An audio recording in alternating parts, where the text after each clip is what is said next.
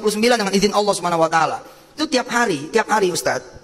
Ini cerita mudah-mudahan dengan izin Allah. Toilet itu penghasilannya 70.000, 80.000. Lalu kami sebagai penjaganya dapat 10%, 7.000, 8.000. Tapi Pak, Allah menjadi saksi. Ketika kemudian seorang yang lagi mencintai Quran, berusaha mencintai Quran, menghafalkan Quran, tidak jaga di toilet Pak. Kenapa? Karena saya murojaah Quran. Bagaimana caranya saya kemudian menghafalkan Quran lalu murojaah di depan toilet? Gak mungkin. Jadi saya jaganya kira-kira 100-200 meter dari toilet. Saya bilang sama Allah, ya Allah, it's my turn. Ini giliran saya jaga toilet. Maaf, saya penjaga toilet yang bisa berbahasa Inggris. Jadi doanya begitu. Ya Rob, it's my turn. Asik ya. Bilingual. Ya Allah, ini giliran saya. Assalamualaikum warahmatullahi wabarakatuh. Para pemirsa, kalau kita ikuti riwayat hidup Yusuf Mansur itu sangat susah untuk diverifikasi. Dalam video yang beredar tadi itu dia mengatakan pernah menjadi penjaga toilet, ya kan? Tadi pada kesempatan lain dia ngatakan, oh saya jualan es. Lalu jaga toilet kok bisa kaya raya, bisa memiliki warung stik ratusan. Oh Allah, gitu kan? Pasti dia bilang Allah. Padahal sih nggak begitu. Pertama, katanya pernah menjaga toilet itu kapan gitu? Di mana? Ya kan?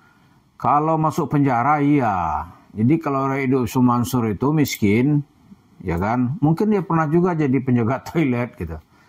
Tapi dia menjadi kaya raya itu karena melakukan tindakan kejahatan. Dia sebagai penjahat. Penjahatnya apa gitu? Itu penjahat sedekah. Ya kan? Penjahat sedekah. Lompatan Yusuf Mansur itu setelah mendapatkan ya mengumbar cerita-cerita untuk kejahatan, ya diantaranya adalah berhasil meyakinkan jemaah masjid Kota Wisata Cibubur yang meraup uang lebih kurang 55 miliar rupiah. Ya, 55 miliar rupiah. Jumlah yang sangat banyak ketika itu. Sekarang pun masih banyak. Ya. Tahun 2009 itu lebih banyak lagi. Karena kalau kita konversi dengan emas ya. Emas di zaman itu tuh 1 gram hanya 600.000. Ya toh, sekarang 1 gram itu kan mendekati 2 juta gitu. Turun dikit kemarin, itu berapa kali gitu. Maka kalau uangnya itu statis 55 miliar tahun 2009, sekarang tuh nilainya 150 miliar. Sedikit nggak toh? Nah dari situ Yusuf Mansur kabur, cerita-cerita bisnis batu bara itu hanya omong kosong. Omong kosong ya. Kemudian dia jual rumah tahfiz untuk membangun rumah tahfiz. Lalu karena masyarakat kita berbudaya pakeuh, ya dia tidak segera diciduk dan ditangkap gitu. Tapi dibiarkan sehingga dia menjadi monster gitu. Nah, apakah setelah ini dia akan kembali menjaga toilet? Wallahu a'lam. Tapi bisa aja ketika kesadaran tumbuh dari masyarakat, dia bisa kembali menjadi penjaga toilet. Nah, di situ dia minta kepada Tuhan tuh, Tuhan, ya Allah, jadikan lagi, lu mau apa Cup? Kan dia suka ngarang-ngarang begitu. Lu mau apa Cup? Saya mau bikin resort ya Allah, gitu kan. Lu mau berapa duit? Saya mau duit 150 triliun. Gampang aja nih. Jadi kalau kita lihat, itu bukan cerita-cerita keajaiban, tapi karena orang percaya kepada cerita keajaiban. Sebenarnya itu omong kosong gitu. Dari penjaga toilet, saya 200 meter, mana ada penjaga toilet 200 meter dari lokasi. Iya kan? Penjaga toilet yang bayar itu kan bukan di kampung, bukan di masjid. Iya toh? Biasanya penjaga toilet itu kan di pasar, di mall. Itu 200 meter gitu. Nggak ada yang masuk akal gitu. Kalau di kampung ngapain lu jaga toilet? Juga toilet di kampung ngintip maksudnya. Itu kan lain lagi artinya. Ya toh? Kalau di kampung toilet nggak dijaga. Kalau ada orang jaga toilet itu artinya dia ngintip orang lagi masuk toilet. Kalau laki-laki yang diintip pasti perempuan. Jadi cerita-cerita begitu tuh umumnya cerita yang dikhayal-khayal. Lalu dari cerita khayalan itu, Yusuf Mansur ketika itu bisa meyakinkan. Karena ada buku-bukunya ya kan, mencari Tuhan yang hilang.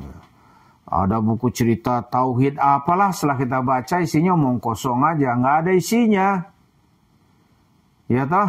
Nggak ada, silahkan dibaca sendiri. Nanti bandingkan dengan tauhid yang diyakini oleh Ahlussunnah atau tauhid yang diyakini oleh para sahabat yang dibawa oleh Rasulullah yang disebut dengan tauhid kaum salaf gitu. Itu nggak ada nyambung-nyambungnya. Ya kan? Lalu Yusuf Mansur mengatakan dari penjaga toilet dia dikasih rezeki, dia dikasih kaya raya. Kenapa? Kenapa gitu? Itu keajaiban. Lalu orang lain disuruh apa? Nah, orang lain Yusuf Mansur nanti disuruh keluar duit. Suruh jaga toilet juga enggak? Ini enggak ada yang mau. Kalau suruh lu muka jaga toilet ya enggak bisa dibuktikan dan enggak ada yang mau. Ya toh? Maka sekarang ini doa orang ya, kalau dulu dia kaya kata jaga toilet, ya sekarang terbukti kaya itu bukan jaga toilet. Dia melakukan tindakan kejahatan. Pertama, kejahatan itu adalah menebar cerita-cerita bohong atas nama Islam. Ya kan? Menebar cerita bohong atas nama Islam. Yang kedua, rujukannya itu pasti nggak ada. Pasti dirinya aja cerita-cerita, dia hebat di mana, hebat di sini gitu. Minta kepada Allah, gitu kan. Kemudian, kalau dimasukkan dalam kategori cerita sufi misalnya, apakah Yusuf Mansur itu telah menisbatkan dirinya sebagai wali gitu? Ya kalau kita lihat wali itu wali duit mungkin ya. Atau wali mabok duit, itu bisa. Tapi kalau wali dalam arti yang dipahami seperti yang ada di literatur ya, ya nggak ada lah. Wali di mana? Coba wali dari mana? Nggak ada. Kalau wali mabok ya mungkin. Seperti cerita silat Cina nih, jurus mabok gitu. Jurus pendekar mabok itu iya. Nah, pendekar mabok Yusuf Mansur gimana meraup duit sebanyak-banyaknya. Ya kan? Dari situlah dia kemudian establish, karena orang tidak menuntut. Kalau dimasukkan penjara ada lain lagi ceritanya nih. Nah, dia menjadi monster, kemudian dari situ ada usaha-usaha realnya. Di antaranya yang menonjol saat ini, ya itu adalah cerita warung steak and shake-nya yang tersebar di mana-mana. Kalau dalam video sebelum kita bilang, itu pohon, ya kalau dalam cerita Islam nih ada pohon khuldi gitu. Nah, kalau itu pohon dosanya yang terus berbuah, yang dinikmati oleh unsur untuk memproduksi proyek-proyek dosa berikutnya. Jadi begitu. Dia bilang keajaiban dari mana? Ya toh? Coba nggak ada tuh jemaah masjid kota wisata yang bisa dia perdaya seperti itu. Mana ada duitnya? Mana ada duitnya? Di toilet bisa kaya gitu. Nggak benar. Toilet itu karena orang nggak ada kerjaan, dia jaga toilet. Itu masuk akal gitu. Ya kan? Tapi lu juga tuh dia tahfiz Quran. Mansur kan juga nggak hafal Quran. Memang dia hafiz. Kalau ayat-ayat sedekah saya percaya lah ya. Ayat sedekah dia hafal ya. Malah cerita orang-orang yang ditahanan sama dia di dalam penjara tuh dia baru memperbaiki cara bacaannya. Ya kan, sehingga makhraj, ya kan, sesuai dengan kaidah tajwid itu tercapai gitu. Itu karena dia, ya kasusnya bukan karena kasus agama, kasus kejahatan. Kejahatan. Jadi cerita Yusuf Mansur itu nggak ada cerita amazing, keajaiban. Ceritanya itu dari satu kejahatan, ya kan, melakukan kejahatan berikutnya, terus berikutnya. Dan kita heran, kok ada menganggap dia wali ya? Wali mabok mungkin ya, wali mabok duit. Lalu dari duit-duit itu kemudian dia mendapat mitra yang baik.